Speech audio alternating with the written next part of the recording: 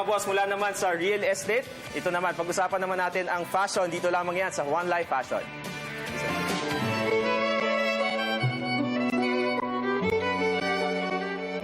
Good morning mga boss, good morning fashionista. Si Mikey Sangco naman po ang ating kikilalanin sa ating Designer for the Week dito sa ating segment na One Life. Naku, bibigyan niya rin tayo ng mga tips na kung ano ba ang pwedeng mga gamitin o suotin ngayong wedding season. Kaya mga boss, ano pang hinihintay natin? Let's go at kilalanin na natin siya.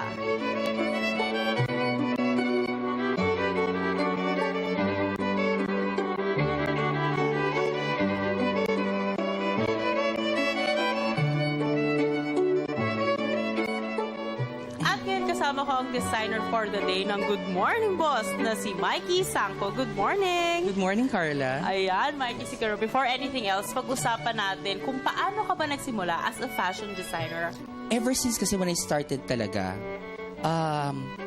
bias ako sa babae. Mas gusto ko ang babae may power. So ang nagiging combination ko when it comes to designing is, for example, this one, black and white, modern and traditional, femininity and masculinity. So it's always been and also the necessity, yung kailangan ng client doon sa gusto niya. So for you, ano sa tingin mo yung signature mo? My signature talaga is elegance. I want my clients to look elegant. Simple, natural ang dating, Yes. flowy. So yung mga cut nito is very traditional, simple, malinis, Yeah, I elegante. want this. But with the help of the prints in the fabric, nagiging modern siya. This This one is a draped na kimono type na top, and then a simple dress, a simple cut na dress also with the print. So this is a combination naman of print on print. So dito medyo pinaglaruan natin yung design ng konti.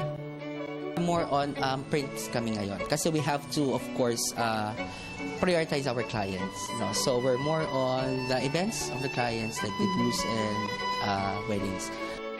Thank you so Thank you very much, much, Carl. Mikey. Thank you very much for Naka-enjoy featuring kami me. sa ating chikahan natin Me this too. morning. Thank Dami you namin very nakuha much. ideas from you. Thank you so much. Thank you very much. Thank you.